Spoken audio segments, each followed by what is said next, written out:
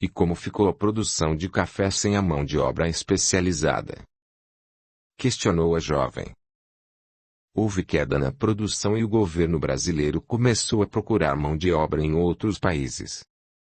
Com a chegada dos imigrantes, e a senhorita é um deles, riu com simpatia, apaixonado por aqueles lindos olhos azuis. O valor da mão de obra foi incluído no preço do café. Consequentemente, o preço aumentou e as vendas caíram. Aqueles que tinham boa administração conseguiram superar o período de dificuldades financeiras sem precisar de ajuda, o que não foi o caso da fazenda Serra de Piracicaba. Celeste ouvia com atenção. Os investidores estrangeiros se propuseram a investir no Brasil, no nosso caso foram os ingleses, que ofereceram dinheiro e exigiram garantias, as letras de câmbio garantidas com as áreas de terras. E no caso específico dessa fazenda? Perguntou para aprender. Vamos ao cofre para saber. Dirigiram-se ao fundo do escritório, onde havia um imenso cofre de aço, no qual eram guardados documentos em gavetas diversas.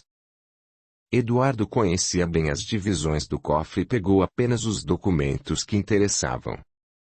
O proprietário da fazenda é o Sr. Facundo Malaquias Mosqueteiro, que assinou estes documentos e começou a mostrar contratos, letras de câmbio, títulos de propriedade relativos ao empréstimo a longo prazo tomado alguns anos após a abolição. Veja, no próximo mês vence a primeira parcela de 10 anos, contados a partir da data em que tomaram o empréstimo. Certamente é sobre isso que querem conversar. Vamos passar essas informações para que nosso contador faça os cálculos do valor para pagamento. Você deverá recebê-los. Isso faz parte da sua responsabilidade no cargo que ocupa. Se precisar me chame, anote tudo, para apresentarmos aos acionistas. Não dê os documentos, isso é nossa garantia e eles devem ter cópia de tudo. Outra coisa, nós não decidimos nada. Qualquer proposta apresentaremos aos acionistas. Entendi. Vou anotar e conversar com base nas anotações, não mostrarei documentos. Faça exatamente como fez de outras vezes com outros clientes, pois o fato de serem seus conhecidos não deve mudar sua conduta. Estarei na minha sala. E outro motivo? Alguns fazendeiros se reuniram, interessados na captação de empréstimos para a construção de um ramal ferroviário em suas terras para facilitar o escoamento da produção de café, e isso foi feito da mesma forma, mas não é o caso em discussão. Na casa de Celeste, todos estavam sentados à mesa para o jantar. Dona Santa serviria uma sopa de fubá e depois os pratos principais. Como era hábito da família, cada dia um fazia prece de agradecimento. Hoje era a vez da pequena Dozolice. Pai nosso que estás no céu, agradecemos pela sopa de fubá, agradecemos pela nossa casa, pelo nosso cachorrinho Pitoco, abençoe o papai, a mamãe e todos os meus irmãos. Amém. A família estava feliz naquela casa bem localizada. A residência tinha 3 quartos grandes, não tinha forro, não tinha energia elétrica, mas estavam providenciando. Um dos quartos era o do casal, outro das meninas Celeste, Josepa e Dozolice, outro para os meninos, Francisco, Milano, Cesare, Valentino e Pietro. A mesa da cozinha, com 12 lugares, era a mesma onde faziam as tarefas escolares, ao lado do fogão a lenha, de onde não saía o bule de café. Antônio levava para casa os catálogos dos produtos e das ferramentas para que sua filha o ensinasse a ler corretamente em português, resolvia as dúvidas e anotava o que era importante para o seu trabalho no armazém. Como era uma casa moderna, o banheiro amplo ficava do lado de dentro, com um sistema de fossa séptica no corredor lateral da casa. Todos se deitavam às 9 horas e acordavam cedo, antes do raiar do sol, sem dificuldades. Dona Santa ensinava a Josepa e Dozolice a bordar e costurar. Celeste já costurava e fazia os seus vestidos. Todos tinham o hábito da leitura. A máquina de costura ficava no quarto das meninas. A família vivia bem com os salários de Antônio e Celeste. O quintal era amplo, com criação de galinhas e 2 patos fechados no galinheiro, 2 gaiolas de passarinhos, um papagaio, 2 pequenas tartarugas, uma horta com alface, almeirão, chicória, cenoura e beterraba. Quando a colheita era boa, distribuíam aos vizinhos. Tinham também algumas árvores frutíferas, goiabeira, fruta do conde, romã, laranja, limão, tangerina e um pequeno jardim sempre florido. Antônio comentava que vivia melhor do que se estivesse em Padova, e seu sonho era comprar ou construir uma casa que poderia ser igual a esta, mas o quintal precisava ser maior. A sala de estar era moderna, com um sofá de madeira e almofadas e 2 poltronas de vime. A energia elétrica estava chegando às casas. Nas ruas havia o serviço de iluminação pública graças a uma pequena usina hidrelétrica construída no Ribeirão Preto, que prometia levar o progresso para todo o interior paulista. Frequentavam as missas aos domingos para fazerem suas rezas e orações, e ficavam intrigados que no mesmo quarteirão onde moravam havia uma pequena casa com uma tabuleta pendurada no muro, casa de oração. Ela sempre chamou a atenção dos Pepilaneto, e eles, por serem religiosos, queriam um dia conhecê-la. Naquela linda manhã de primavera, onde nas primeiras horas do dia as copas das árvores dançavam com a brisa suave e refrescante, os pássaros em bandos harmoniosos cantavam felizes, o sol dava mais cor às flores multicoloridas do jardim público e avisava como seria a temperatura do dia.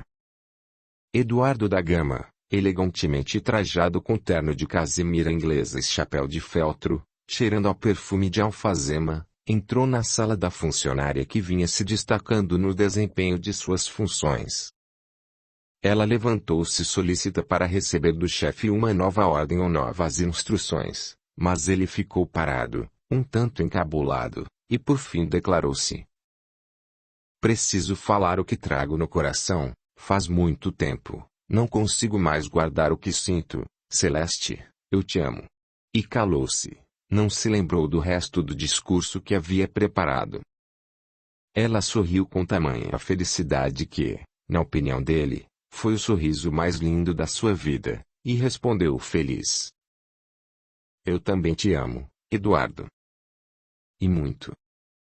Abraçaram-se felizes, com muitos beijos, e ela completou: "Por que não disse isso antes?" "Porque judiou tanto de mim. Fiquei numa expectativa angustiante, não faço outra coisa a não ser ficar pensando em você." Ele riu da reclamação graciosa, ficou mais à vontade e continuou: "Não consigo viver sem você. Você é tudo para mim, desde o primeiro dia em que a conheci, desde quando chegou aqui lindíssima, elegantemente vestida, mas tímida, acanhada, e fizemos aquela entrevista em que eu já sabia tudo, e com o tempo confirmei que você era melhor do que imaginava. Pensei muito e hoje sei com absoluta certeza, é realmente amor o que eu sinto por você, um grande amor. Não consigo ficar longe de você." Celeste, emocionada, perguntou: "Será que a empresa permite marido e mulher trabalhando juntos?"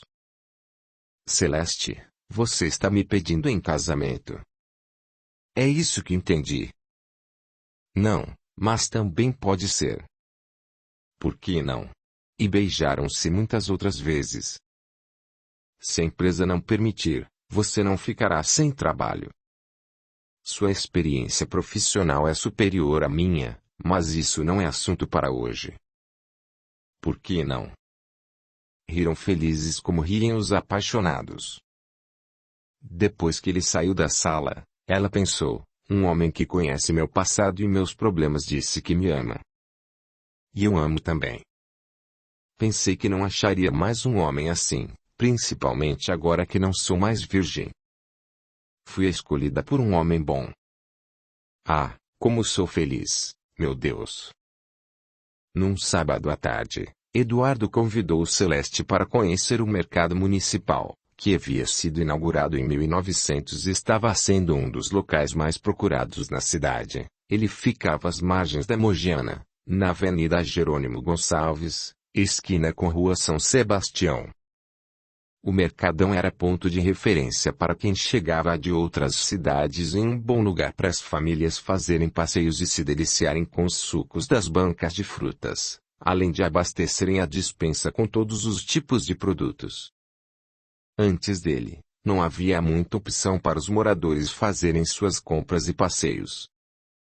Numa banca aconchegante, escolheram uma mesa e, como todos os namorados, iniciaram uma conversação feliz, com trocas de risos e carinhos, quando Eduardo foi interrompido.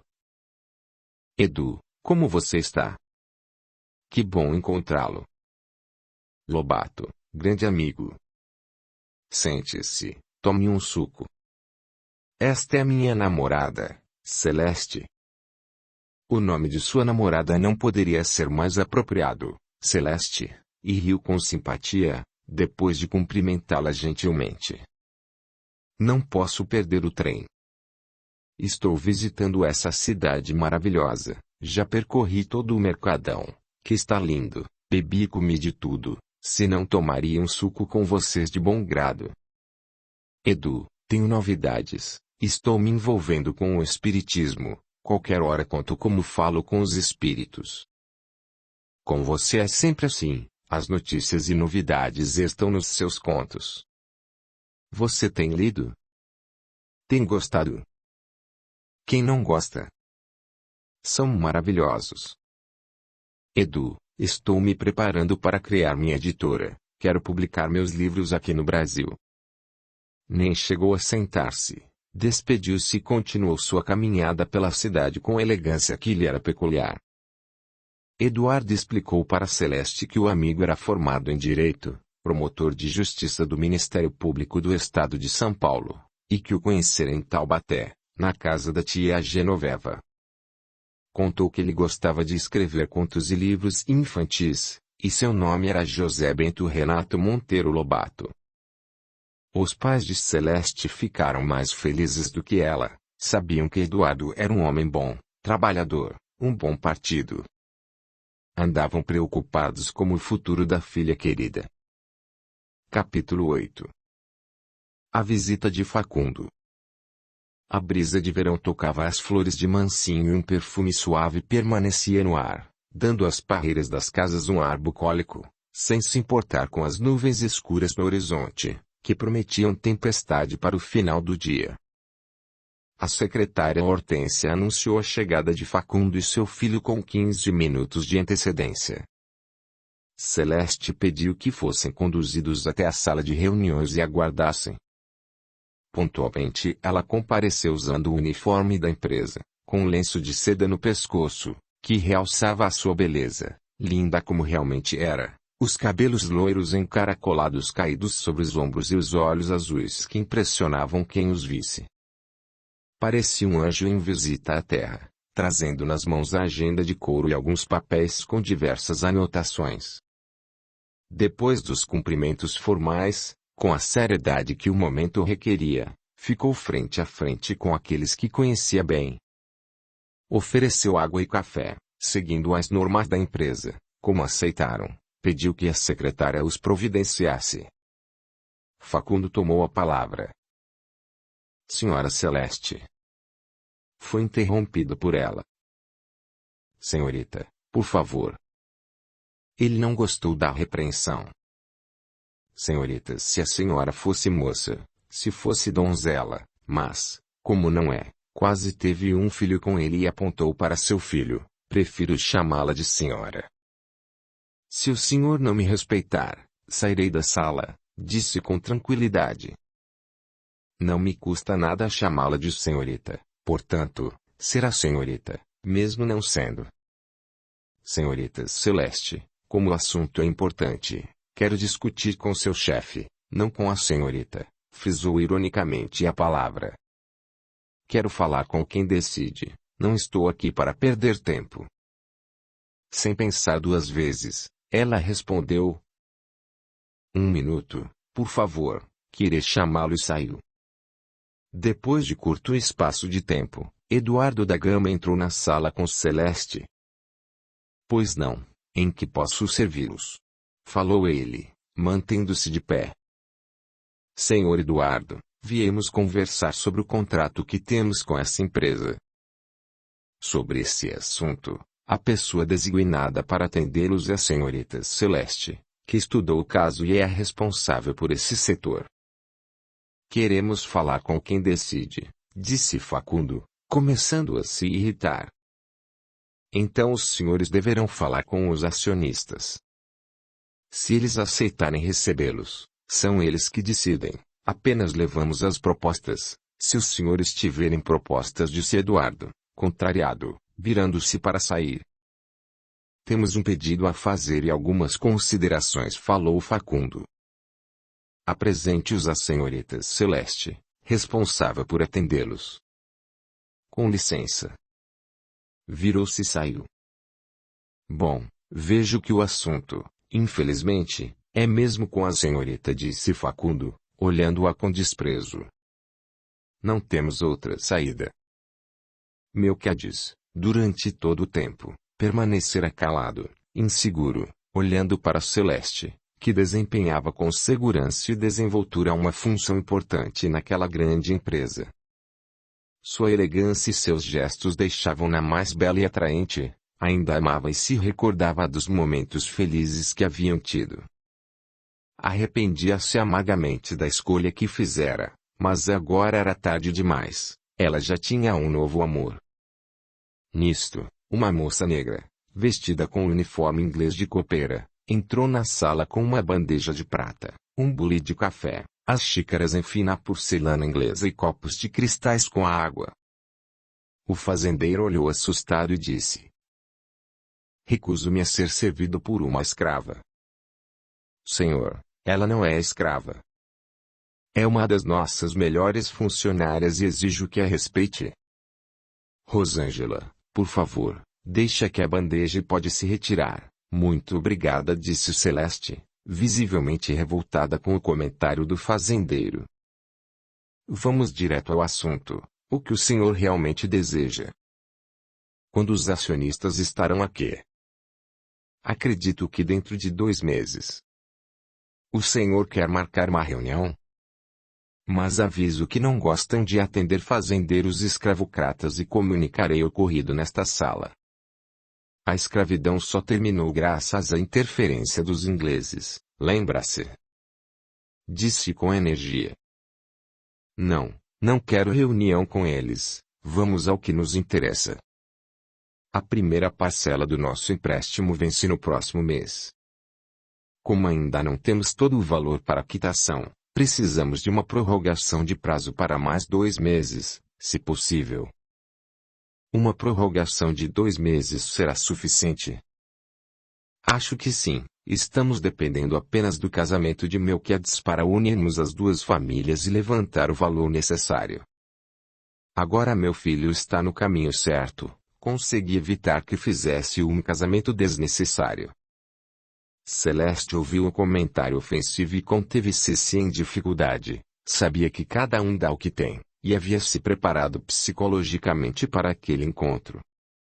Pensou em responder que Facundo havia lhe dado um presente que mudara sua vida, porque estava bem melhor agora, mas preferiu calar-se. Melquiades interferiu em seu favor. Pai, como o senhor bem sabe, eu queria me casar, foi o senhor quem não deixou. Cale-se. Aqui não é lugar para assuntos de família. Mas foi o senhor que tocou no assunto. Disse o filho submisso, demonstrando nervosismo. Celeste, sem se importar com o falatório fora de propósito, resolveu colocar a reunião nos trilhos. Para ficar claro, Sr. Facundo, prorrogação de prazo de 2 meses após o vencimento da primeira parcela ou de 2 meses a partir de agora. 2 meses após o vencimento da primeira parcela, confirmou o fazendeiro. Vamos encaminhar sua proposta e, quando tivermos a resposta, avisaremos. Mas alguma coisa? Na hipótese de não conseguirmos o dinheiro, quais serão as providências da empresa? Acho que um bom advogado poderá lhe responder, mas vou perguntar aos acionistas. O fazendeiro abalou-se com a resposta e tornou inseguro. Não pergunte nada aos acionistas, por favor. Qual o valor atualizado da parcela? Vamos encaminhar os papéis para o contador e informaremos posteriormente. E encerraram a reunião. Ao sair, Celeste, sem querer, esbarrou seu braço na bandeja que estava na beirada da mesa e o bule de porcelana caiu no colo de Facundo, sujando seu terno de linho branco com café quente. Foi um desastre, pois o velho sujou-se e ficou impossibilitado de resolver outros assuntos na cidade. Fui obrigado a entrar na charrete e voltar envergonhado para casa, reclamando de tudo e de todos. A italiana mais bonita da cidade pediu desculpas, mas estava com vontade de rir. Melquiades, cabisbaixo, parecia estar triste na presença dela. Ainda amava, mas a trocara pela herança do pai, e agora estava destinado a se casar com Rigoleta. Facundo e Manuel, fazendeiros vizinhos que tinham combinado casar os filhos para ampliar suas posses e evitar que, pela herança, a propriedade caísse em mãos de terceiros, após o grandioso jantar realizado na fazenda Serra de Piracicaba com ambos os familiares e alguns seletos convidados, como parte dos preparativos do casamento, se retiraram para a varanda da casa e começaram uma conversa de amigos. Facundo, minha filha é uma felizarda por casar-se com Melquiades, disse Manuel, um pouco alterado pelo excesso de vinho português da melhor qualidade. Nós concordamos plenamente.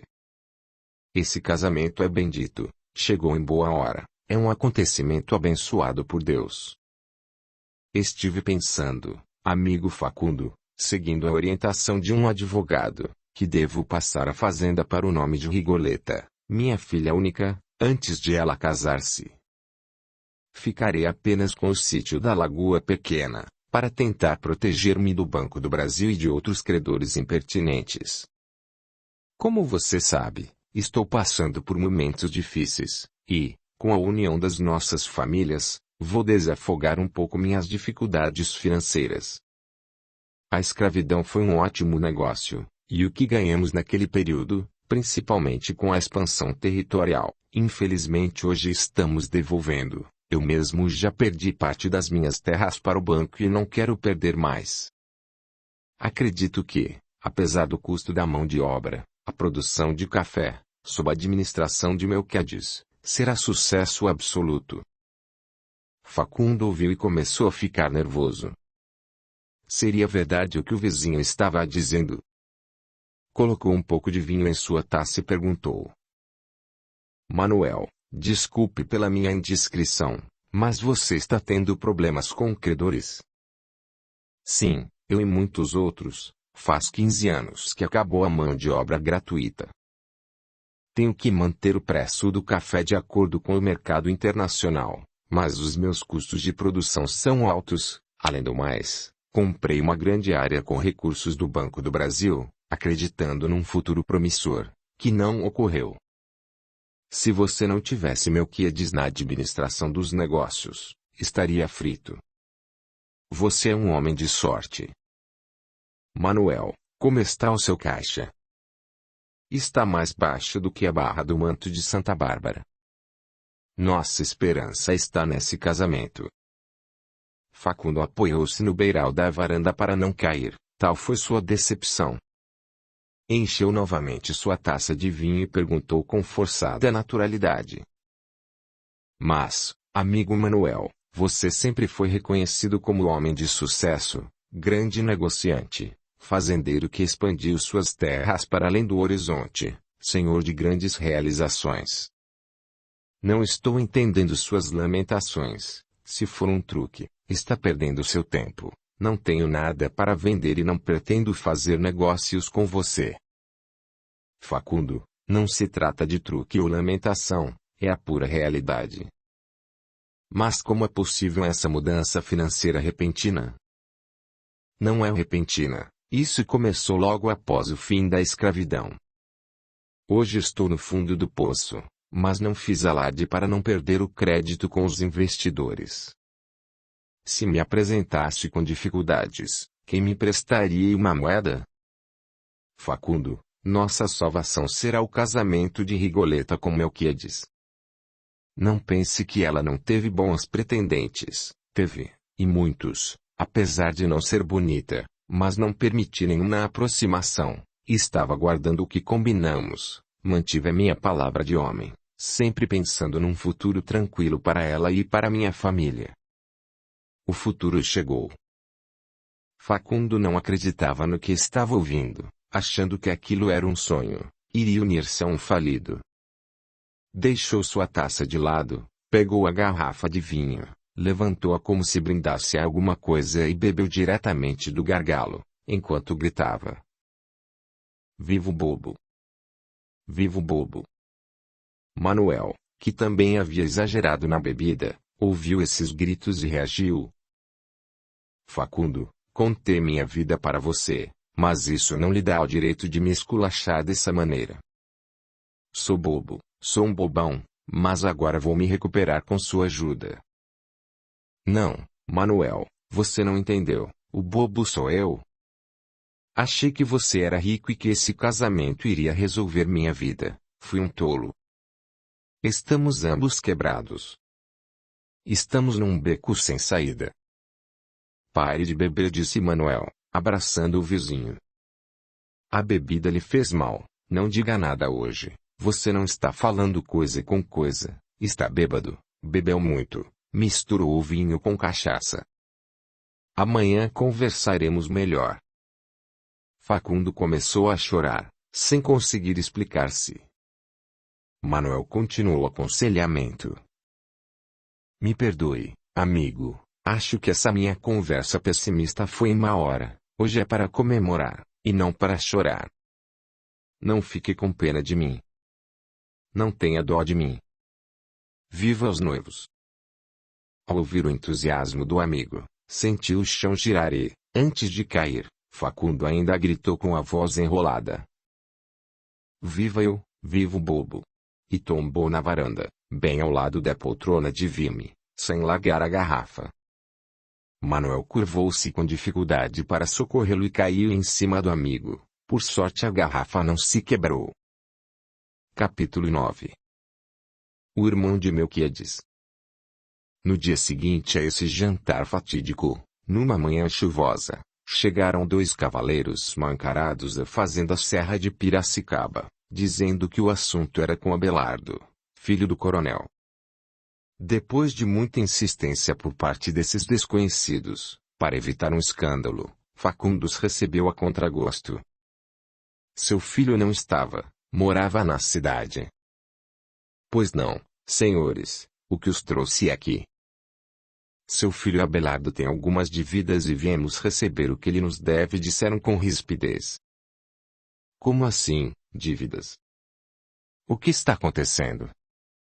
"Ele gosta de jogo e quem joga tem que pagar quando perde. Trouxemos aqui os títulos assinados por ele. É coisa acumulada de mais de ano." E mostraram as notas promissórias, uma a uma. Facundo examinou-as e reconheceu as assinaturas do filho. Como ele é maior de idade, a dívida é dele. "Senhor, sabemos que é ele quem deve pagar, mas, caso continue se recusando, pediremos sua intercessão." "Não entendi. O que tenho a ver com isso?" "Por questão de honra, o senhor, como pai dele, é o fiador. Se ele não pagar, voltaremos a conversar." "Não sou fiador de ninguém. Tem minha assinatura aí? Resolvam com ele. Não apareçam mais aqui. Não tenho nada a ver com isso, muito menos com dívida de jogo. O senhor está bem avisado. Queremos que ele pague para evitar providências desnecessárias. Dívida de jogo é dívida especial, sagrada, tem que ser paga de qualquer jeito, pelo devedor ou por qualquer outra pessoa que se preocupe com o futuro do devedor", disse um deles com energia. O coronel não gostou da ameaça recebida dos cobradores, sabia como funcionavam essas coisas. "Se entendam com ele, não tenho nada a ver com isso." Passar bem. E, visivelmente nervoso, Virou-se e os deixou sozinhos na porta da casa. Quando se retiraram, Facundo ficou preocupado e foi procurar Filó. Você acredita que Abelardo tem outra dívida de jogo? Acabei de falar com os estúpidos que saíram agora da fazenda e me fizeram ameaças. Será verdade isso? Sabemos que ele está envolvido com o jogo, não é de hoje, só que não sabemos se deve, e se deve não sabemos o montante, falou Filó, prevendo problemas. Eu vi os títulos assinados por ele, são uma verdadeira fortuna. Quando será que Abelardo vai criar juízo? Já não chegam os problemas que temos. Ambos sempre haviam sido condescendentes com o filho, que nunca trabalhara nem estudara, era mimado pelos pais, sempre envolvido com jogo, bebidas e mulheres. O pai o socorria, apesar das brigas, na esperança de que ele melhorasse e, com o passar do tempo, assumisse algum trabalho na fazenda, mas nada. Nunca quisera trabalhar, e agora aparecia essa dívida. A situação era preocupante. Facundo foi procurá-lo no dia seguinte, quando o Abelardo retornou da cidade com cara de quem sabia o que estava acontecendo. O que você está fazendo, meu filho? Recebi 2 cobradores aqui na fazenda dizendo que você tem dívidas. Isso é verdade? O fazendeiro estava visivelmente alterado. Pai, fique tranquilo. Vou trabalhar e pagar o que devo com meu trabalho. Não quero lhe dar despesas em hipótese alguma, preciso apenas que o senhor escolha o que posso fazer, serei eternamente grato se o senhor puder adiantar algum dinheiro, mas desta vez, como disse, dou minha palavra de homem de que vou pagar. Mentiu, como sempre fazia. A mesma história. As mentiras de sempre. Você nunca devolveu o dinheiro que lhe emprestei, sempre mentindo que vai trabalhar. Pensa que eu sou idiota? Pois dessa vez, nem que eu queira, não tenho como pagar, não tenho mais dinheiro, estamos passando por uma fase difícil, filho mentiroso e sem vergonha. Se a situação está difícil, só pode ser culpa do Melquiades, seu protegido, que faz o que bem entende nesta casa. Administra mal e se vangloria, como se fosse o rei da fazenda. Ele, sim, é um filho sem vergonha, engravidou uma mulher e não se casou. E o Senhor apoiou. E agora vem jogar a culpa em mim. Não estou pedindo dinheiro, estou pedindo trabalho, vou pagar minhas dívidas com trabalho. Mereço as mesmas oportunidades que Melquiades. É uma questão de justiça. E não se esqueça de que conheço sua vida, o Senhor é mais sem vergonha do que eu. Abelardo não conseguiu completar seu discurso, Facundo deu com a bengala em sua cabeça e ele desmaiou. Dona Filó correu quando ouviu o barulho e, ao ver o filho caído na sala, todo ensanguentado, gritou desesperada. Facundo, assassino, você matou nosso filho. Olha o que você fez. Assassino? Socorro.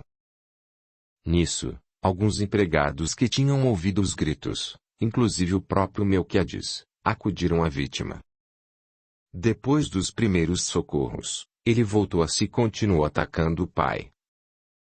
O senhor sempre viu defeitos em mim. Sempre fui considerado o pior de todos. Mas vou provar que tenho razão, serei outra pessoa a partir de amanhã.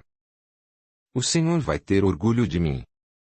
Enquanto enfaixavam sua cabeça, Filó olhou firme para o marido e disse: É isso que quer? Se você o matar, não ficará isento do pagamento da dívida. Pense bem, é mais barato pagar o que ele deve agora do que ficar mofando na cadeia, e ainda ter que sustentar advogado. Será que só eu sei raciocinar nesta casa? Abelardo fazia sinal com a cabeça, concordando com a mãe. Filó, não temos dinheiro. Acabaram nossas reservas. Estou reunindo o pouco que nos resta para tentar pagar a primeira parcela daquele empréstimo. Facundo, homem de Deus, essa dificuldade é passageira. Estamos diante de um casamento grandioso que vai nos ajudar. Barbaridade. Engana-se, Filó. Engana-se. O Manuel está falido. Não tem os recursos que imaginávamos. Rigoleta não tem mais o dote que tinha. Acabaram com tudo. Filó ficou muda, olhando para o nada, sem acreditar no que o marido dissera. O que vamos fazer, Facundo? Não sei, acho que vou vender parte das terras. O Manuel também pensa o mesmo. Vamos diminuir nossa extensão territorial, sem prejudicar a produção. E o casamento? Será justo entregar nosso príncipe para um Zé Ninguém? Estava pensando nisso quando apareceu essa terrível dívida de jogo. Mas casamento combinado tem que ser honrado, palavra de homem é palavra de homem.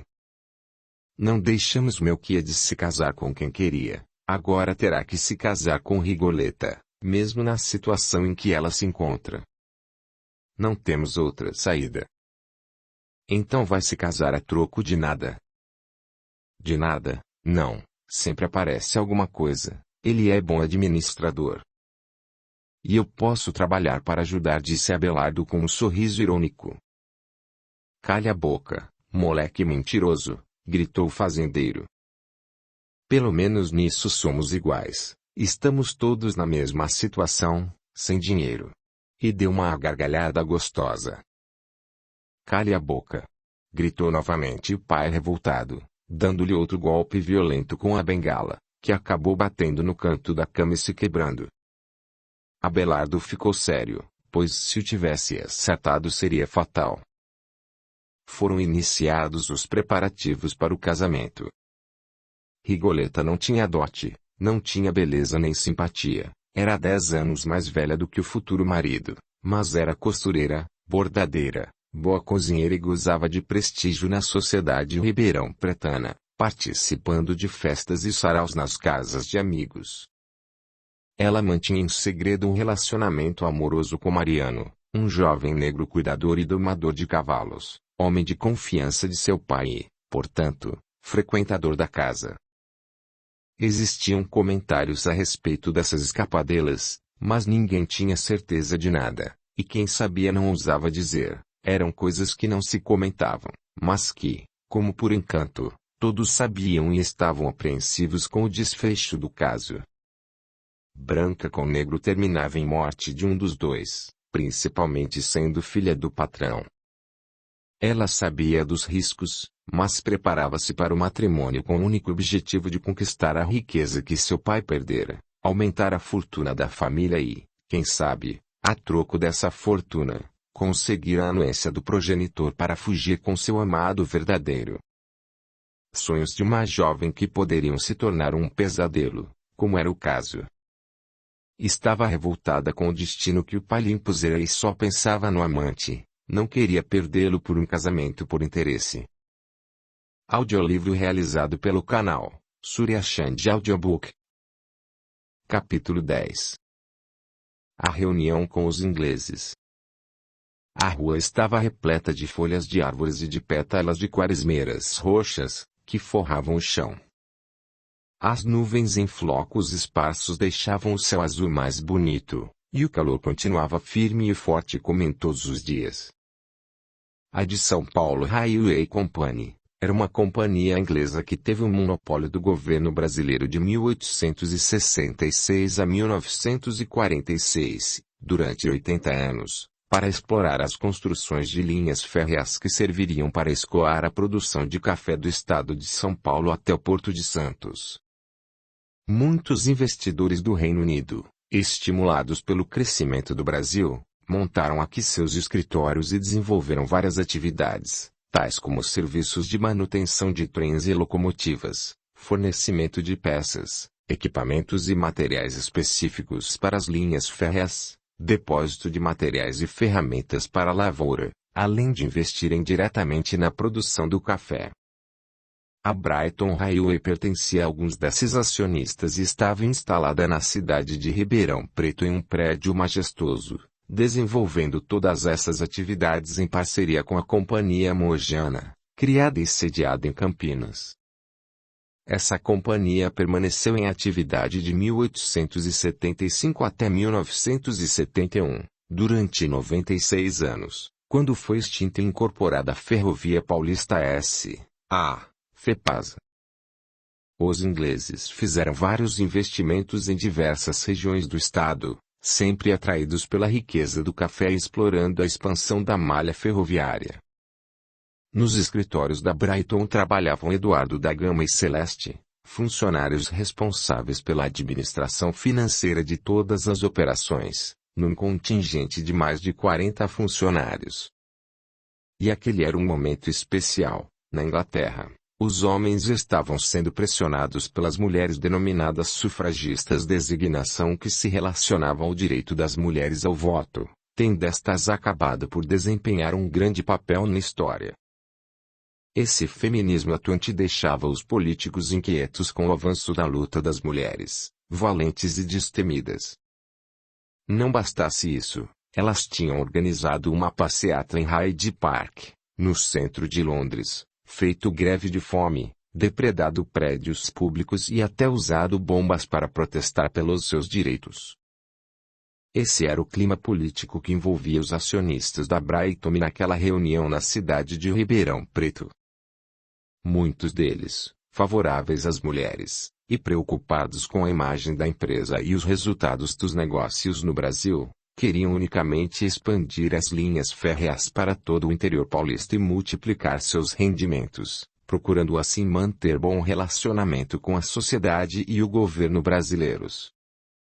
Como estava previsto, Eduardo da Gama falou das qualidades profissionais da jovem Celeste e de quanto ela era importante para a administração dos negócios da companhia, sugerindo sua promoção para o cargo de gerente de toda a área financeira, enquanto se amavam às escondidas. Não era comum naquela época uma mulher ocupar uma posição empresarial de destaque. Porém, devido ao momento político, a sugestão foi aceita de imediato. A maioria dos ingleses viu na valorização daquela mulher uma bela oportunidade para mostrar a imagem positiva do trabalho que desenvolviam em outros países, e quanto isso seria benéfico para combater os artigos na imprensa em geral, que os criticavam por se aproveitarem dos países debilitados financeiramente. A decisão foi bem recebida na direção da empresa em Londres. Celeste aproveitaria a experiência de Eduardo para aprimorar seus conhecimentos, elaborar planejamentos, previsões estatísticas, cálculos financeiros, preencher relatórios, para tratar de todos os assuntos com os acionistas, tudo em inglês, obviamente, pois, a partir daquela data, deveria se reportar diretamente aos acionistas. Sua promoção foi noticiada nos principais jornais de Londres e nos jornais de Ribeirão Preto e São Paulo. Não se falava em outra coisa a não ser no cargo de gerente ocupado por uma imigrante italiana, única mulher na administração da Brighton, e não se conhecia nenhuma outra numa posição semelhante em qualquer empresa do estado de São Paulo. Para que ela pudesse se aprimorar, era condição necessária falar com fluência a língua dos acionistas. E por isso contrataram Dona Rosemarie Weber, inglesa radicada no Brasil e conhecida como Dona Rosinha, uma senhora muito simpática que se tornou amiga e confidente de Celeste. Foi ela quem falou para Celeste do Senhor Juvenal e sua casa de oração, se bem que ela já o conhecia de vista, pois moravam no mesmo quarteirão. A jovem italiana substituiria Eduardo da Gama na função de gerente administrativa e financeira, com amplos poderes, quase uma diretora. Eduardo foi realocado para o cargo de gerente de materiais, na área técnica, que estava em franca expansão. Como era costume entre os ingleses, essas promoções, assim como quaisquer outros acontecimentos importantes, eram comemoradas com muito uísque, cerveja, charutos e cachaça, a bebida brasileira. Após um lauto jantar no melhor hotel da cidade onde o grupo estava hospedado, foi festejada a promoção da nova gerente, com a participação de alguns convidados restritos. Todos os discursos versaram sobre a valorização da mulher no mercado de trabalho, e alguns se arriscaram a concordar também com o direito ao voto da mulher. A única mulher presente na reunião entendeu pouco do que falavam, mas foi auxiliada pelo seu chefe, que falava inglês fluentemente, e cumprimentada por todos várias vezes. No ambiente de trabalho, os subordinados a admiravam e respeitavam, sabiam de sua capacidade e ficaram felizes com sua merecida promoção. Dentre outros assuntos tratados nessa reunião, os acionistas concordaram com a prorrogação de prazo de 2 meses para o pagamento da nota promissória de Facundo Malaquias Mosqueteiro, e com os cálculos dos acréscimos financeiros previstos no contrato.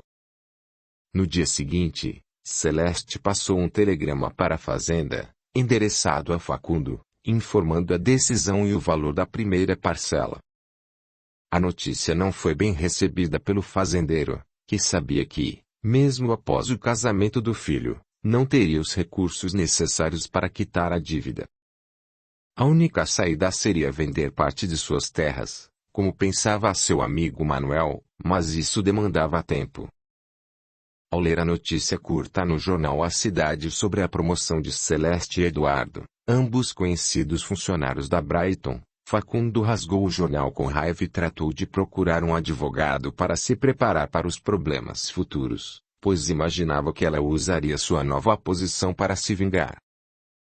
Com a notícia de sua ascensão profissional, a casa de Celeste transformou-se em festa e muita emoção. Seus pais, Antônio e Santa, e seus irmãos, Francisco, Josepa, Milano, Cesare, nossa conhecida Dosolice, Valentino e o Cacula Pietro, cantavam músicas folclóricas italianas batendo com as mãos na mesa num ritmo de muita alegria. Vizinhos e amigos traziam bolos e doces, a macarronada e os polpetones ficaram por conta de Dona Santa, com sucos de laranja, limão e maracujá, frutos do quintal. Foi uma comemoração inesquecível, com ampla reportagem em todos os jornais. Eduardo da Gama, seu chefe e namorado, estava na festa. Dona Santa e seu marido sabiam que namoravam em segredo. Com tantas coisas acontecendo ao mesmo tempo, Eduardo não tivera tempo para pedir a Antônio permissão para namorar sua filha, aguardava o melhor momento. E, apesar de estarem sempre juntos, com toda alegria e entusiasmo, não podiam se abraçar, nem se tocar. Só uma pessoa muito experiente perceberia pelo olhar dos dois o amor que traziam no coração. Foram momentos difíceis, e estavam próximos, mas como dois estranhos. Sem o consentimento do pai dela, estavam impedidos de comemorar a promoção do jeito deles. Essa comemoração só foi acontecer no dia seguinte, na sala de reuniões da empresa, com todos os cuidados possíveis, mas exatamente como queriam. Uma das novas responsabilidades de Celeste era viajar de vez em quando para Campinas, o sede da companhia Mojana, da qual eram parceiros, para entregar e explicar os resultados financeiros das expansões das linhas férreas. Quando Antônio entendeu que sua filha iria viajar sozinha para Campinas, ficou contrariado, não gostou. Foi até o prédio suntuoso e disse à atendente que queria falar com Eduardo. Minha filha não vai, não deixo minha filha viajar sozinha, não permito. Se soubesse disso, nem festa teria, minha filha não vai. Não era comum na sociedade da época uma mulher viajar sozinha, mas a objeção apresentada por Antônio poderia prejudicar o sucesso profissional de sua filha. Mas, senhor Antônio, isso faz parte dos trabalhos dela, e Celeste é maior de idade, disse Eduardo, preocupado com a situação inesperada. E daí? Não vai, e não se fala mais nisso. Mas, senhor Antônio, são ossos do ofício, ela tem que explicar pessoalmente o relatório em Campinas, ninguém poderá substituí-la. Não vai, e não se fala mais nisso. Reconhecendo a voz do pai, que ecoava pelo corredor da empresa, Celeste saiu de sua sala e correu até o escritório do amado para saber o que estava acontecendo. Inteirou-se da decisão do pai, sentou-se e começou a chorar, sem saber o que fazer, mas não iria desobedecê-lo. Lembrou-se da grande tristeza que tinha dado ao velho e não queria causar outro desgosto. Sozinha você não vai viajar, nem pense em me contrariar. Você é maior de idade, mas mulher de respeito não viaja sozinha. Sou responsável por você enquanto estiver comigo. Tive uma ideia, Sr. Antônio, disse Eduardo com entusiasmo e com cara de quem havia encontrado a solução. E se ela viajar acompanhada de alguém de sua confiança? Depende. Quem seria essa pessoa? Francisco, seu filho. Ele é maior de idade, terminou os estudos e está se preparando para o curso de engenharia no Rio de Janeiro. Quem sabe os acionistas permitem. Capítulo 11. A casa de oração. Juvenal era um jovem negro, nascido em Ribeirão Preto, que trabalhava como marceneiro por conta própria. Era casado com Guilhermina, imigrante filha de portugueses, que nasceram em alto mar, quando o navio em que viajava estava a caminho do Brasil. Tiveram 3 filhos, o primogênito faleceu logo após o nascimento, e depois vieram 2 lindas meninas. Uma das filhas apresentou sérios problemas de saúde e foi socorrida por Teodoro José Papa no Centro Espírita Eurípides Barçanufo, da Rua Luiz da Cunha, depois mudou-se para a Rua Álvares Cabral. Naquela casa espírita, ela fez 2 cirurgias espirituais e ficou curada. A família, então, passou a frequentar as reuniões de estudos e palestras, onde aprenderam muito sobre a doutrina dos espíritos.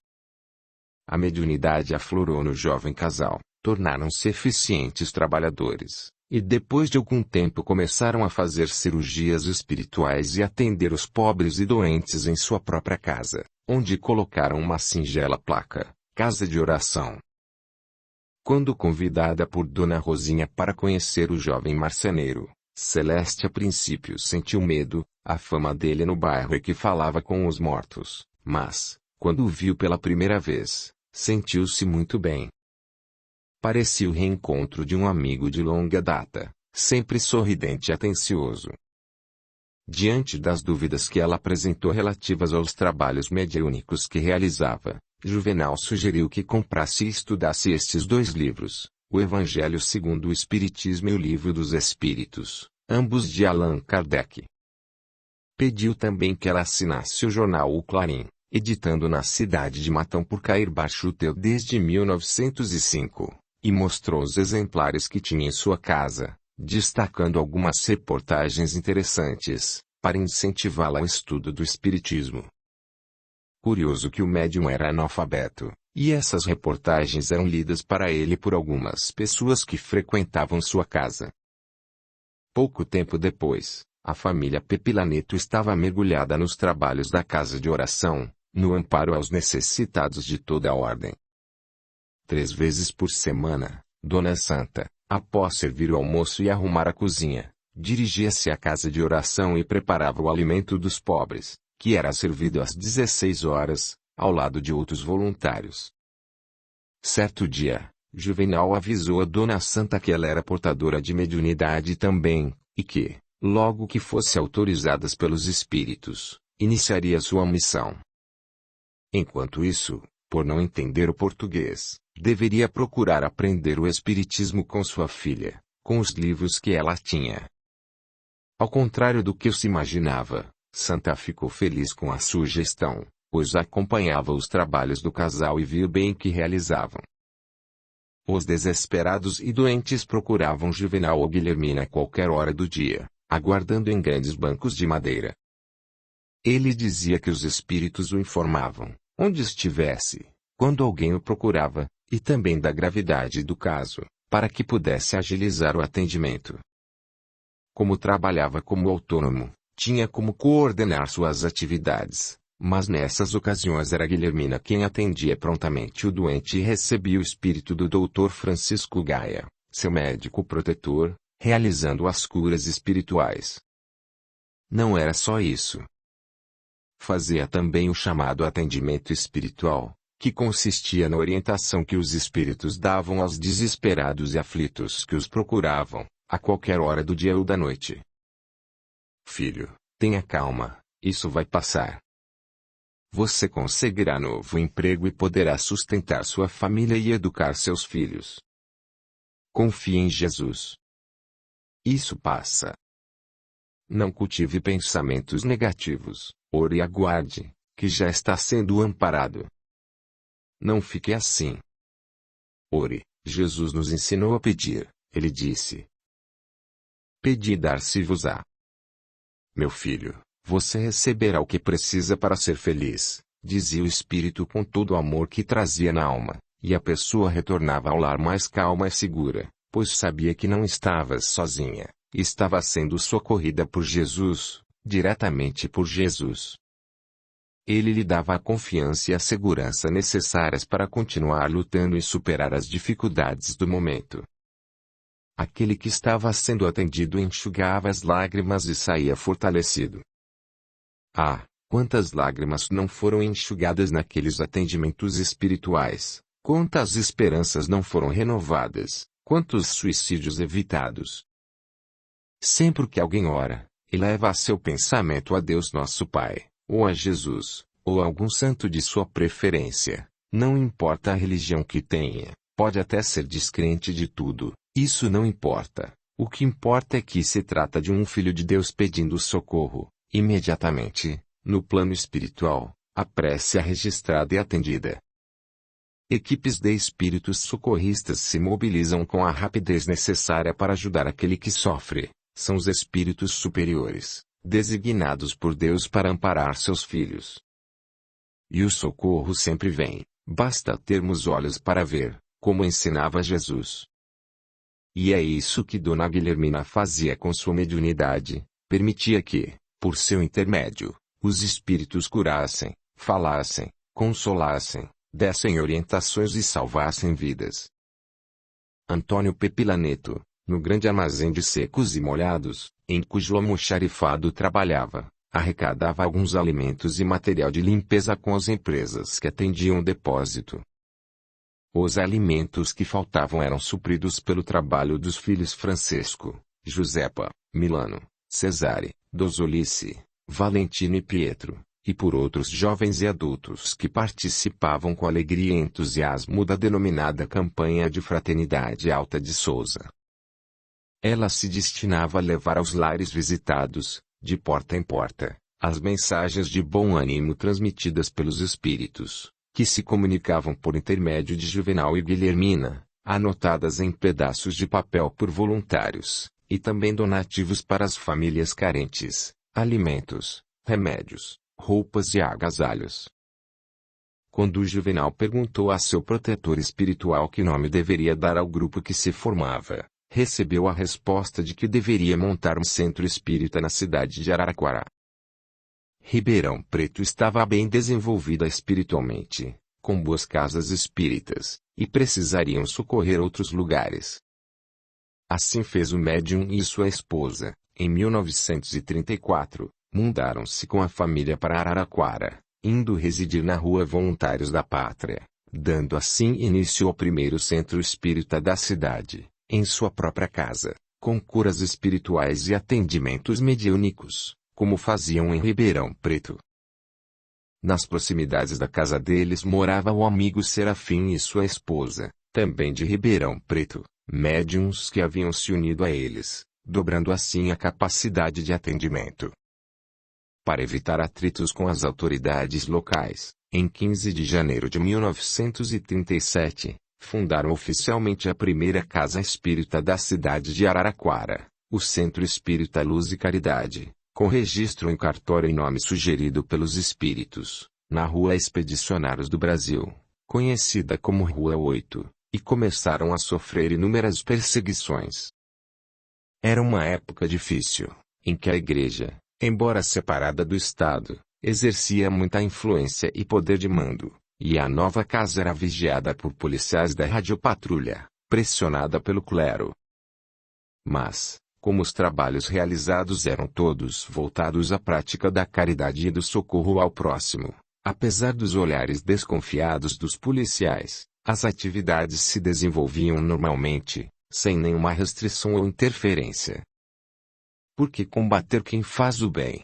Perguntavam os adversários diante do que viam, e assim a casa foi se fortalecendo e tranquilizando seus opositores com belos exemplos de amor ao próximo, amparando e fazendo o bem sempre, até os dias de hoje, em nome de Jesus e com Jesus. Capítulo 12. O pagamento da primeira parcela. Passaram-se os 2 meses da prorrogação de prazo requerida por Facundo. Chegou a data fatal para o pagamento da primeira parcela do empréstimo à Fazenda Serra de Piracicaba. O tempo tinha passado rápido. Celeste estava se preparando para a viagem a Campinas dentro de alguns dias, e iria receber novamente o fazendeiro em sua sala.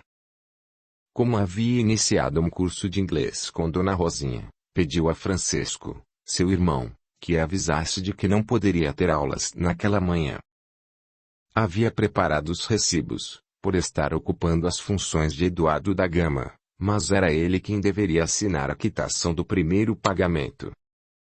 Como não compareceram e até a hora do almoço não avisaram nada, Celeste achou por bem pedir que um contínuo fosse até a estação de trem passar um telegrama, avisando que estariam aguardando até o encerramento do expediente, às 18 horas. Nenhuma resposta. Na ausência do devedor, o contrato deveria ser enviado ao advogado para as providências necessárias. Terminado o expediente, ninguém tinha comparecido. Atendendo ao chamado, o advogado, Dr. Mangabeira Assunção, apresentou-se prestativo, inteirou-se da situação, leu o contrato com atenção, examinou os documentos e disse para os dois o que já sabiam. Pelo que consta no contrato, se não houver o pagamento da primeira parcela, vencem antecipadamente todas as parcelas, o total do contrato. No contrato, vale o que está escrito, essa é a lei que vai vigorar para a Fazenda Serra de Piracicaba e a Brighton, entre credores e devedores. Devo mandar um telegrama para os proprietários da fazenda, os senhores Facundo Malaquias Mosqueteiro e sua esposa, Filomena Mezzanino Mosqueteiro, notificando-os do vencimento total do contrato em 15 dias. Mas, para isso, preciso do cálculo atualizado de toda a dívida até amanhã. E se não atenderem a notificação, Dr. Mangabeira? E se não pagarem? Perguntou Celeste. Se não pagarem, executaremos as cláusulas que tratam da garantia do empréstimo, isto é, hipotecaremos a quantidade de terras suficiente para cobrir a dívida, com os acréscimos necessários, conforme determina o contrato, respondeu o causídico. Celeste ficou surpresa com o acontecido, achava que a parcela seria paga. Depois do susto, quando Antônio proibiu sua filha de viajar, Eduardo foi até a casa de Celeste informar que os acionistas tinham autorizado Francisco a acompanhá-la, sempre que possível, por entenderem os costumes de cada país. Aproveitou que a família estava reunida aí, sem mais delongas, pediu a mão de Celeste em noivado. Santa e o marido sabiam do namorico dos dois, mas o pai tinha muitas dúvidas e preocupações com sua filha. Queria de alguma forma protegê-la para que não tivesse outra desilusão amorosa e voltasse a sofrer. Depois de ouvir o pedido sincero do futuro genro, Antônio falou. Senhor Eduardo, não entendi por que o senhor está querendo pular a fase do namoro. Acho que não seria prudente, disse emocionado, pois imaginava que sua filha não se casaria com ninguém, muito menos arrumaria um namorado. Quando ficara grávida do filho do fazendeiro, tinha se tornado uma mulher sem honra, pensava amargurado. Senhor Antônio, o namoro é para o casal se conhecer. Eu conheço e amo sua filha, convivo com ela diariamente, conheço sua personalidade, seu caráter, sua capacidade, suas virtudes. Sei quem estou escolhendo para ser minha noiva, sei quem estou escolhendo para ficar comigo por toda a vida, com as bênçãos de Deus. Eduardo queria deixar claro ao futuro sogro que sabia que Celeste era uma pessoa digna, que, apesar de não ser virgem, ele a aceitava como ela era, não via defeitos nela, a respeitava e amava muito. Antônio admirou a postura daquele homem, refletiu um pouco, depois virou-se para sua filha querida, sorriu e perguntou: Filha, você aceita Eduardo como seu noivo? Sim, papai, aceito, respondeu Celeste com lágrimas nos olhos. E se ela não aceitasse? Falou Ulisses brincando, externando sua felicidade. Eu não a levaria a Campinas. Respondeu prontamente Francisco. Todos riram e bateram palmas. Nisso, Eduardo pegou uma caixinha no bolso externo do paletó e mostrou para Antônio as alianças que havia comprado. Celeste chorava de emoção, não sabia que o seria pedida em noivado, fora uma agradável surpresa. Fizeram como nos casamentos, ele colocou a aliança nela e ela nele, sob as palmas da sogra e dos cunhados Francisco, Josepa, Milano, Cesare, Dosolice, Valentino e Pietro. Foram abraçados e beijados por todos. Depois, quando estava sozinho com Santa, Antônio deixou que lágrimas de felicidade molhassem seu rosto marcado por muitas lutas. A festa ficou para o próximo dia. Não faltou macarronada com polpetone e muito molho de tomate, além das músicas que todos cantavam batendo na mesa. Capítulo 13. As aulas de inglês. A professora Rosemarie Weber, inglesa que vivia no Brasil há mais de 20 anos, conhecida como Dona Rosinha, foi contratada para ensinar sua língua pátria Celeste por 3 meses, com aulas diárias, ministradas no escritório da própria empresa no período da manhã. Para a italiana de Padova foi tranquilo aprender a nova língua, foi um processo automático de recordação de uma de suas existências na Irlanda, país de língua inglesa, o que foi confirmado 2 vezes por Juvenal, quando contou inclusive passagens curiosas dessa sua vida naquele país repleto de castelos. Dona Rosinha ficou impressionada com sua memória privilegiada e facilidade para aprender, e, diante do que via, concordava plenamente com Juvenal, era a única explicação possível. Quando soube que a irmã teria aulas de inglês, Francisco ficava observando curioso. Dona Rosinha não deveria dar aulas para ele, não fora contratada para isso, mas, diante do interesse do jovem, acabou por permitir que participasse sempre que quisesse, e isso acabou sendo quase todos os dias. Com 2 meses de estudos diários, Celeste falava e escrevia com fluência. Para aprimorar os conhecimentos da língua e da cultura do país, por sugestão da dedicada professora, iniciou a leitura dos clássicos populares ingleses, começando pelo escritor e médico escocês, Sir Arthur Conan Doyle, com as obras As Aventuras de Sherlock Holmes e As Memórias de Sherlock Holmes, romances policiais famosos que tratavam das histórias do detetive inglês. Dona Rosinha pedia que ela lesse o parágrafo do livro e depois explicasse em inglês o significado do que havia lido. Diante dos acertos, comemorava com 2 gritinhos agudos, que faziam Celeste rir e se divertir muito. Francisco achava engraçado o que as duas faziam. No final de 1884 foi inaugurada em Ribeirão Preto a estação definitiva da Companhia Mogiana de Estradas de Ferro, próximo das margens do córrego, de frente para a Rua General Osório, com seção de despachos, área livre para passageiros, telégrafo, sala de espera e restaurante, um ambiente refinado e acolhedor. Celeste preparou-se o melhor que podia. Completou o curso com Dona Rosinha e tomou o trem com seu irmão às 5h45, na primeira classe, rumo a Campinas, para apresentar os relatórios que preparara com a ajuda do noivo. Nessa reunião mensal, era a única mulher presente entre grandes barões do café, mas não se intimidou, fez com desenvoltura sua exposição e respondeu às perguntas em inglês para uns, em português para outros. Todos ficaram surpresos com a beleza, desenvoltura e inteligência da jovem mulher.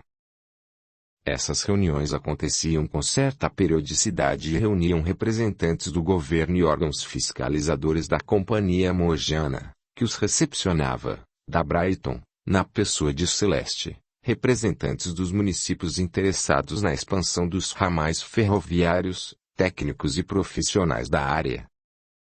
Cada um expunha o progresso alcançado e suas dificuldades. A Brighton era fornecedora de materiais de manutenção para a região de Ribeirão Preto. Seu irmão Francisco foi impedido de participar, ficou aguardando na sala ao lado, ouvindo tudo, tomando chá com bolachas, surpreso com as respostas inteligentes da irmã. Após o término da reunião, quando Celeste estava guardando seus papéis numa pasta de couro, um dos magnatas do café, galanteador, fez questão de aproximar-se, cumprimentá-la com fingido entusiasmo e, depois de tecer alguns elogios, mesmo constatando que ela estava usando uma aliança de noivado, com total falta de respeito, convidou-a para visitar sua fazenda e voltar para Ribeirão no dia seguinte. "Agradeço, senhor, mas não tenho tempo para visitas", respondeu contrariada. "É que tenho interesse num ramal ferroviário em minha fazenda e gostaria de encontrá-la outras vezes." "Senhor, sua fazenda está sob jurisdição da Companhia Mojana, a quem o senhor deve procurar para tratar da construção do ramal. Quanto a visitá-lo, não vejo motivos para isso, mas vou falar com meu noivo antes de responder."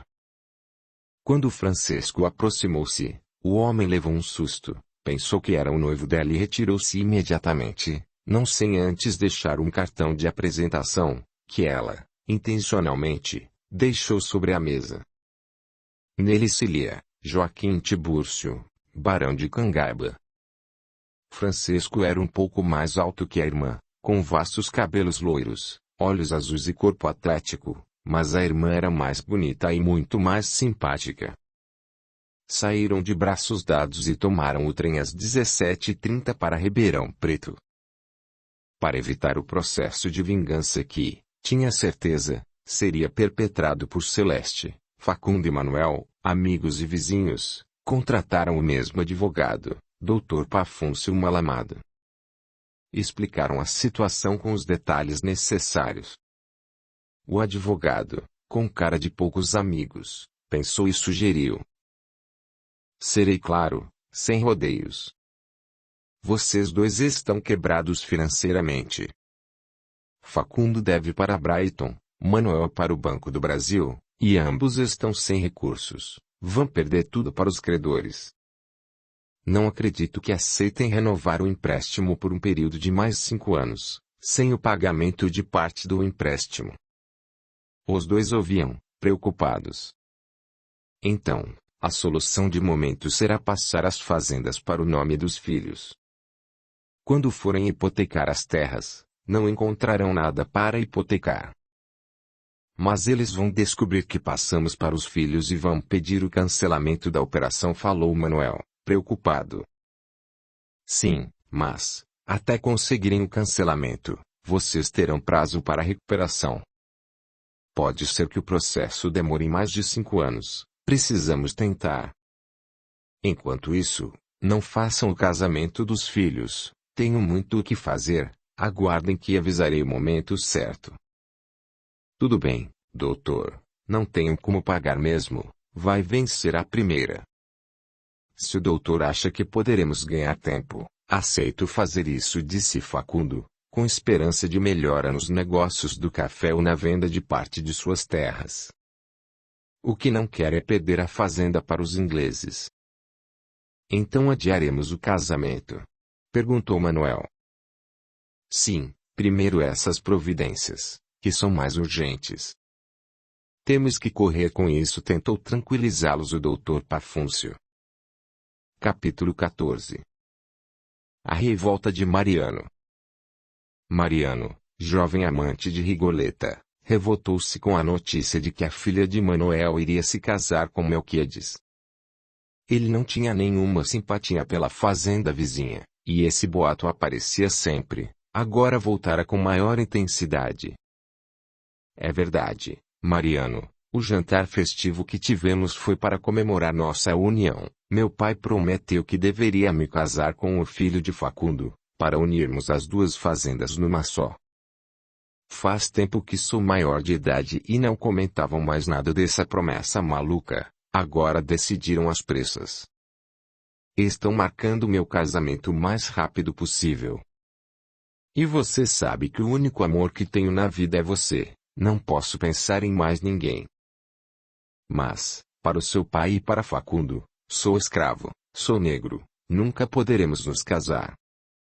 Prefiro morrer a viver longe de minha Rigoleta querida, disse com tristeza.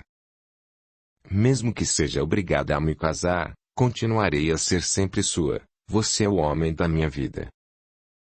Não quero dividir você com ninguém e viver como um bandido, agir às escondidas, correndo o risco de morrer.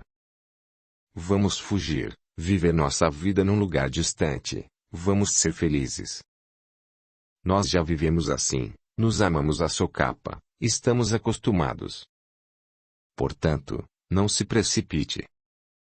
Tenho certeza de que meu Cadiz, meu futuro marido, ama uma italiana que agora mora na cidade. Ele não quer nada comigo, faremos um casamento fictício, só assinaremos os papéis para juntar as terras com as quais papai tanto sonha. E você acha que ele, casando-se, vai aceitar ficar distante de você? Nunca.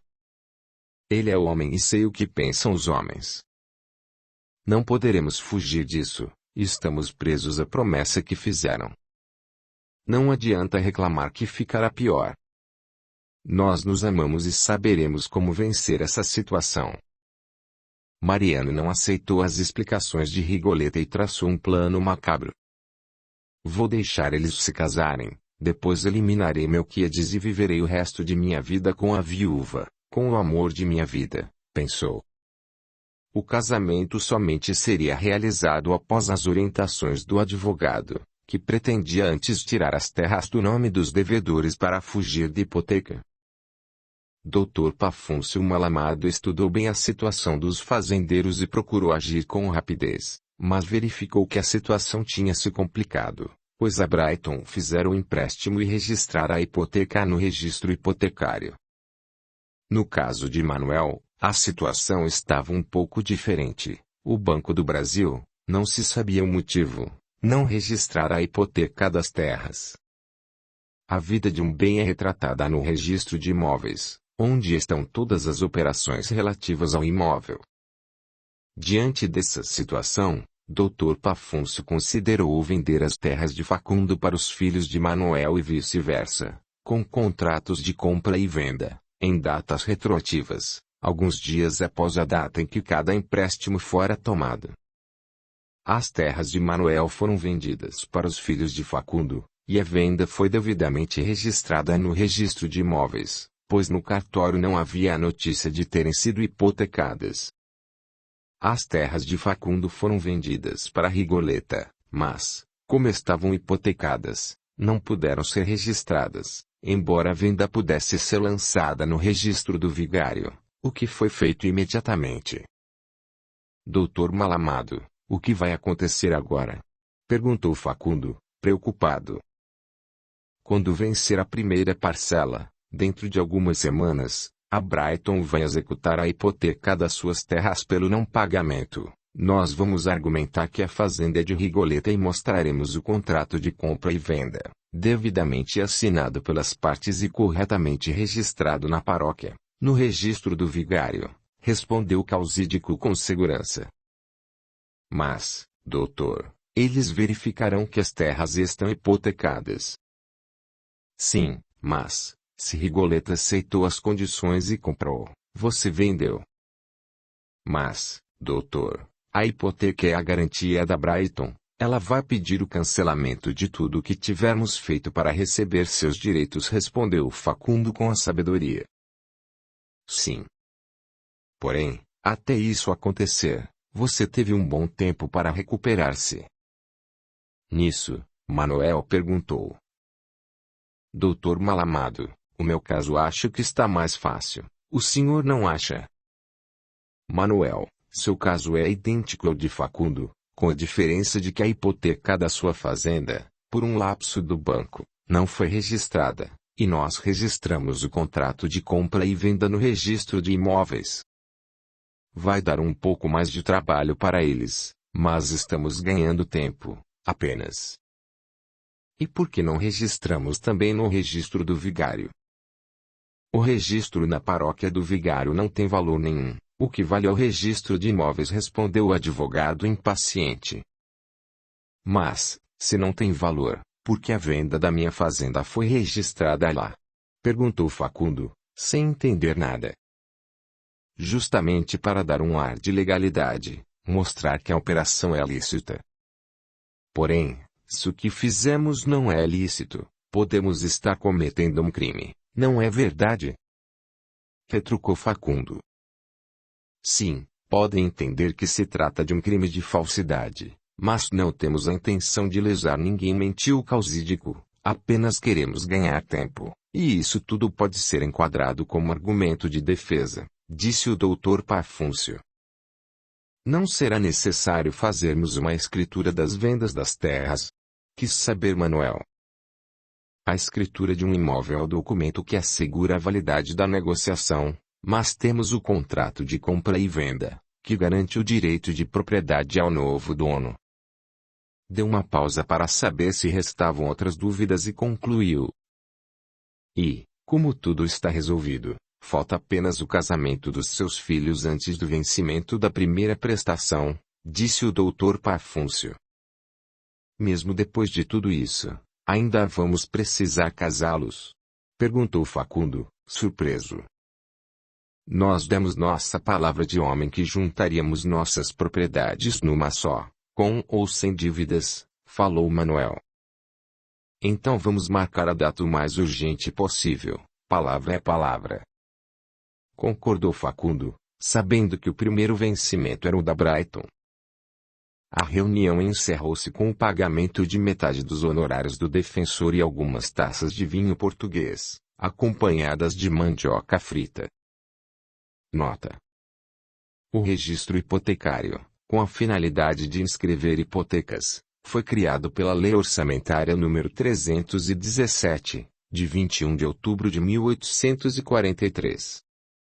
No Brasil, o registro imobiliário teve início em 18 de setembro de 1850, quando a posse, conhecida como Registro do Vigário, passou a ser reconhecida perante o vigário da Igreja Católica. Depois, com o advento do registro de imóveis pela Lei nº 1237/1864, esse registro tornou-se meramente estatístico. Capítulo 15. O casamento. Tudo foi preparado às pressas. Resolveram fazer uma festa íntima, longe das comemorações da sociedade ribeirão-pretana. O casamento civil e o religioso seriam realizados na capela da fazenda da noiva, como mandava o figurino, somente com os parentes próximos. A cerimônia religiosa seria oficializada pelo padre Bustamante Pedreira de Souza, após o pagamento das penitências, que foram cobradas com o exagero apropriado ao caso. Rigoleta ficou extremamente feliz quando sua mãe lhe trouxe um rico vestido branco, cravejado de pérolas e lantejoulas brilhantes, que significavam toda a pureza que trazia na alma, ou que deveria trazer. Seu lindo buquê de rosas brancas foi admirado pelas poucas pessoas presentes. Ao entrar na capela com seu pai, Manuel, decorada com flores brancas e um rico tapete vermelho, estava com o pensamento fixo em Mariano, o amor de sua vida. Era ele quem deveria estar ali casando-se com ela. Ele, por sua vez, fez questão de manter-se distante de tudo e de todos para conter sua fúria e não ver sua mulher ser entregue a outro homem. Mas, quando Rigoleta viu Melquiades, de fraque com polainas brancas, de pé no altar, seu coração acelerou-se como um cavalo a galope. Apoiou-se em seu pai, e sentiu pela primeira vez que o vizinho não era de se jogar fora. Começou a gostar do casamento e do marido que tinham lhe dado, aproveitando a ausência de Mariano. No dia seguinte à noite de núpcias, logo pela manhã, Melquiades procurou Facundo, seu pai. Pai, Rigoleta não poderia se casar, ela não era virgem quando se uniu a mim. E qual o problema disso? Esse casamento é para resolver problemas financeiros, não problemas amorosos. O doutor Malamado disse que poderíamos casar nossos filhos, e assim fizemos. Eu quero descasar, pai. Ela não é pura. E você é? Cale-se e continue casado, seu moleque sem vergonha, gritou Facundo. O dia amanheceu nublado, com prenúncio de chuvas e trovoadas. Mariano contratou 2 capangas para matar o marido daquela que ele considerava sua verdadeira mulher, mas Rigoleta era apenas amante, pois vinha sendo prometida em casamento a Melquiades. Agora essa data havia chegado, e ela estava legalmente casada com quem seu pai tinha determinado. Era assim naquela época. O que vale é o que está no coração, pensava Mariano, não é um casamentinho besta que vai nos separar. E continuou com seus pensamentos sombrios, o casamento foi uma farsa, foi apenas uma promessa entre 2 fazendeiros bêbados que não sabem o que é o amor, resolveram casar seus filhos, isso não tem valor nenhum, não é assim que nasce o amor. Só vale o que está dentro do coração da gente. Quando o marido da minha Rigoleta morrer, ela ficará viúva, livre para sempre, e voltará para meus braços, exatamente como era antes de se casar. Tudo voltará ao normal quando Melquiades, o intruso, for eliminado. Mariano deu as instruções para os capangas experientes. Todos os dias, logo após o nascer do sol, ele sai do casarão sozinho, a cavalo, para inspecionar as plantações de café. Esperem o momento certo, não quero tiro para não chamar atenção, façam o que quiserem, a ordem é eliminar o sujeito. Mas ele não tem um irmão? Perguntou um dos capangas. Sim, mas fica em Ribeirão Preto, não aparece por aqui. Mariano estava enganado, aquele seria o primeiro dia de trabalho de Abelardo. O filho viciado em jogos de azar que morava na cidade pediu que preparassem seu cavalo e, logo após o nascer do sol, saiu sem rumo definido, pois não tinha conhecimento do que deveria inspecionar. Tomou o caminho das plantações de milho, prometendo a si mesmo que levaria uma nova vida, seria um trabalhador esforçado que sempre ajudaria seu pai. Naqueles dias, Melquiades não estava saindo cedo da cama, ficava aproveitando os primeiros dias de casado. Logo que os capangas viram Abelardo, acompanharam-no de longe, com cautela, aguardando o momento certo para fazer a abordagem. Não havia ninguém por perto, aquelas plantações estavam desertas. Abelardo percebeu a aproximação dos 2 estranhos, não desconfiou de nada, mas depois viu que eram mal encarados. Porém, não teve como fugir, seu cavalo foi interceptado e, assustado, empinou e o jogou no chão. Os 2 pularam em cima do jovem caído e sacaram uma peixeira, mas, antes do golpe fatal, o cavalo deu um coice e o capanga foi arremessado para longe. A faca sumiu no milharal e, como só tinham aquela arma, entraram em luta corporal e espancaram o moço de todas as formas, até constatarem que tinha morrido. Missão cumprida. O cavalo da vítima continuava rodeando o grupo, agressivo, tentando defender seu cavaleiro, e não arredava pé. Não se sabiam as razões disso, pois era a primeira vez que Abelardo andava com aquele animal. Alguém viu Abelardo hoje de manhã nas plantações de café? Já deveria estar aqui para almoçar, não vimos ele nem o cavalo, falou Filomena, sua mãe, preocupada. Alguns trabalhadores saíram à procura do jovem e, se não fosse o cavalo parado ao lado do corpo no meio da plantação, ele nunca mais seria encontrado, pois o milharal estava fechado, não tinha como achar alguém ali. Os primeiros a examiná-lo acharam que tinha morrido, pois estava totalmente desfigurado e ensanguentado, somente os mais experientes perceberam que ainda respirava. Forraram uma carroça com muita palha, colocaram Abelardo apoiado por 2 travesseiros e o levaram imediatamente para a Santa Casa de Misericórdia de Ribeirão Preto, onde seria tratado pelo padre Euclides e as irmãs salesianas. Dona Filó entrou em desespero depois de ver o filho naquele estado. Facundo, falei para você pagar as dívidas de jogo dele. Por que não pagou? Veja o que fizeram com ele, seu velho desgraçado. Se o meu filho morrer, você vai ser enterrado com ele. Juro. Pode me enterrar que morrerei feliz. Estou perdendo a fazenda para os ingleses, agora perdi meu filho querido. Parou um pouco para recobrar as forças e continuou, Filó, você sabe que aqueles caras que vieram cobrar as dívidas de jogo não voltaram. Se tivessem voltado, teria pago todos eles. O que eu posso fazer? Não tinha como pagar. Mas tenho pago as mesadas de Abelardo rigorosamente em dia. Ele ganha bem para não fazer nada. Deveria ele mesmo ter pago aqueles cretinos. Respondeu Facundo.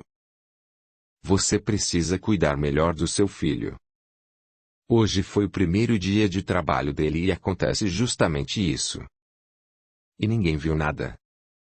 Onde estavam os trabalhadores dessa fazenda que não viram?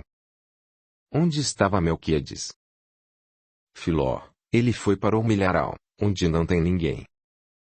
As plantações de café ficam do outro lado. Você se esqueceu de que Melquiades está em lua de mel? Quem casa não sai da cama. O culpado é Melquiades, que deveria estar com ele. Onde está Melquiades? Gritava Facundo, totalmente descontrolado, andando com dificuldade sem direção.